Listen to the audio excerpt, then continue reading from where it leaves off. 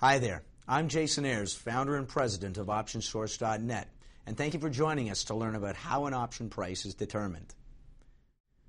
When looking at an options chain, there are many different expiration months and strike prices available.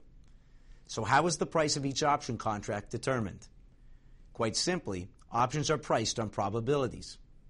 These probabilities are calculated using different pricing methods, the most well-known being the Black-Scholes model. So what makes up the price? There are several variables that influence the price of an option. Those variables are the price of the underlying, the strike price, the time until expiration, the volatility of the underlying, any dividends outstanding, and the current risk-free rate of interest.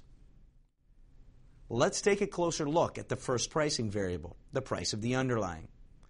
This is the simplest variable to understand, as most investors can easily visualize the relationship. As the price of the stock increases or decreases, the option price will change correspondingly. The second pricing variable to consider is the option strike price. The strike price represents the price that the option is exercisable. The third pricing variable is the amount of time until expiration. Quite simply, the more time that an option has until expiration, the higher the option price will be. The closer an option gets to the expiration date, the faster the time value decreases. The time value component of an option premium will be worth 0 on expiration.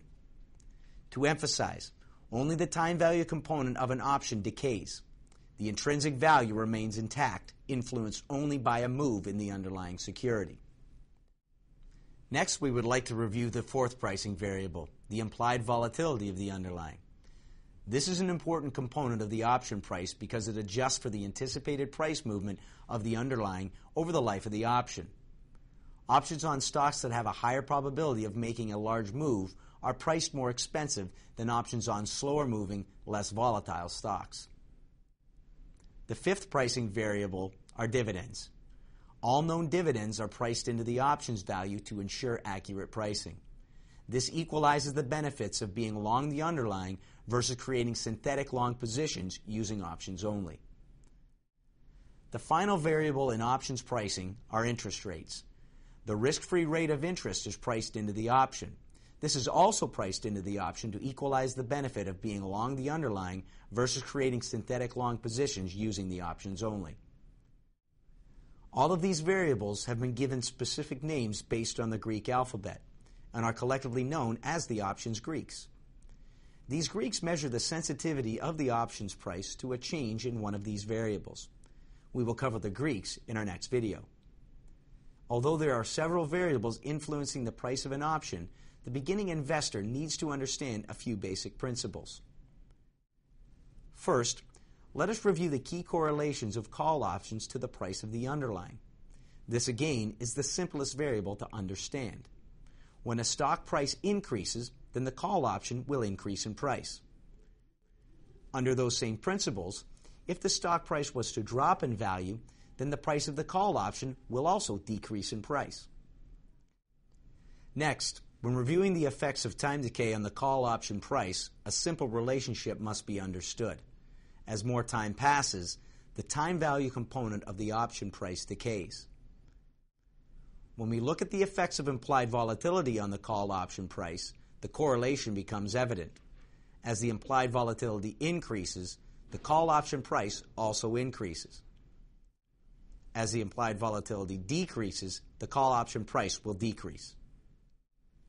Now let's look at put options. Again, let's first review the key correlations of put options to the price of the underlying. There is an inverse relationship of the price of the underlying to the put option. When a stock price increases, then the put option will decrease in price.